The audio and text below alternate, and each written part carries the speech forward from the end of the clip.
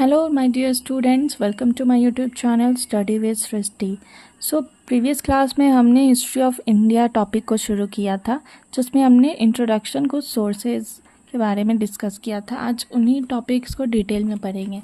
So there are two types of sources which we have already discussed.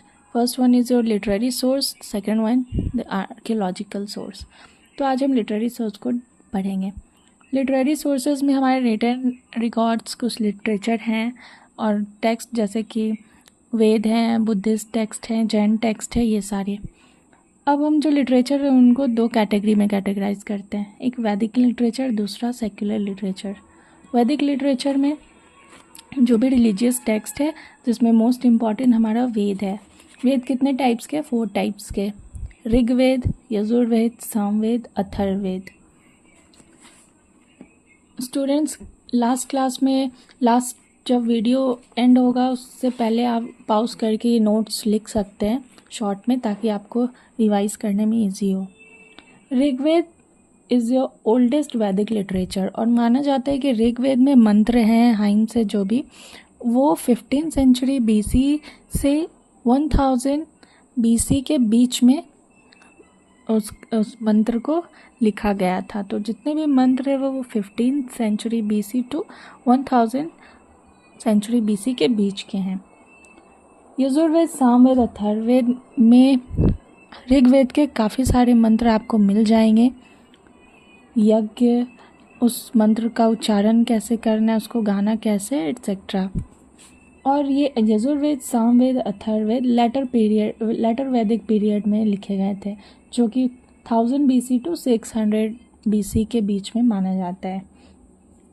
वेद बहुत ही important role play करता है India के history को समझने के लिए और भी ज़्यादा जानने के लिए, क्योंकि ये सबसे ज़्यादा ओल्डेस्ट है, अर्लीस्ट है. तो हमें अपने प्राचीन भारत के इतिहास के बारे में जानने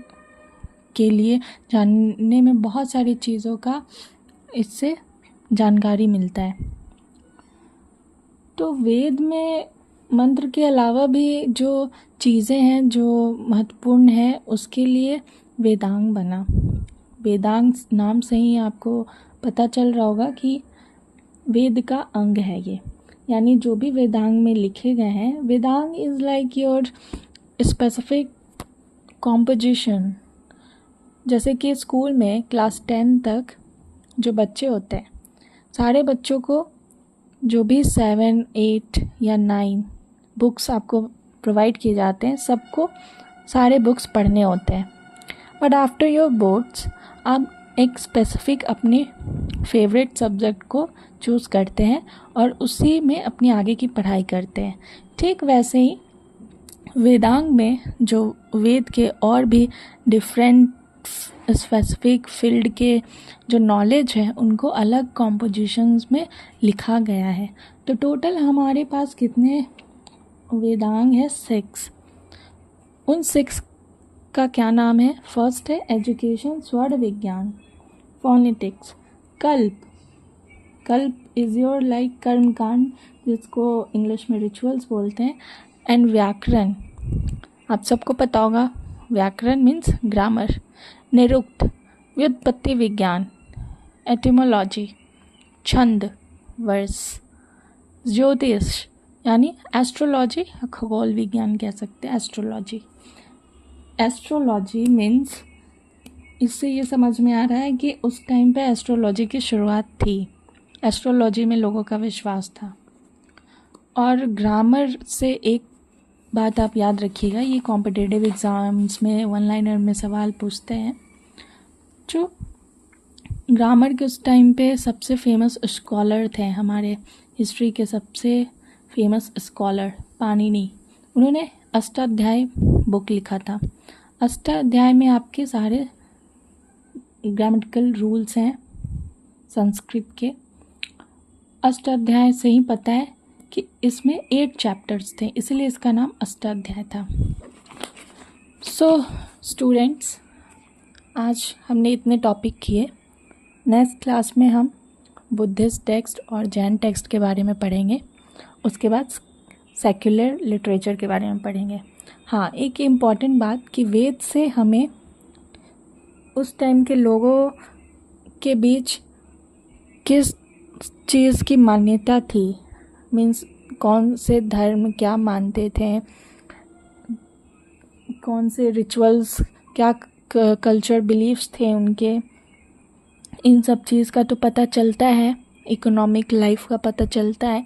एक चीज़ का इंफॉर्मेशन नहीं मिल पाया जो कि था उस टाइम पॉलिटिकल इश्यूज़ के बारे में।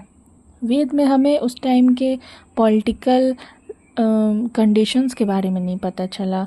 मीन्स जैसे आज हमारे पास रूल्स रेगुलेशंस हैं, उस टाइम पे हमें कोई भी चीज़ ऐसी नहीं दिखती कि उस समाज में, सोसाइटी में कोई रूल्स जैसा कुछ हो जिसे सबको फॉलो करना पड़ता हो। अब उन्हीं पॉलिटिकल रूल्स को, रेगुलेशंस को हम सेक्युलर लिटरेचर में पढ़ेंगे कि ये कौन से लिटरेचर थे जिनमें रूल्स एंड रेगुलेशंस बनाए गए थे और जिनको लोगों को फॉलो भी करना होता था, जो कि हम नेक्स्ट क्लास में पढ़ेंगे।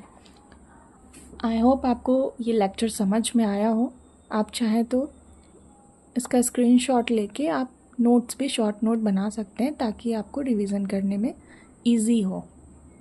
अगर आपको ये लेक्चर समझ में आया होगा तो मेरे वीडियोस को लाइक कर दीजिए और चैनल को सब्सक्राइब कर दीजिए। Thanks for watching.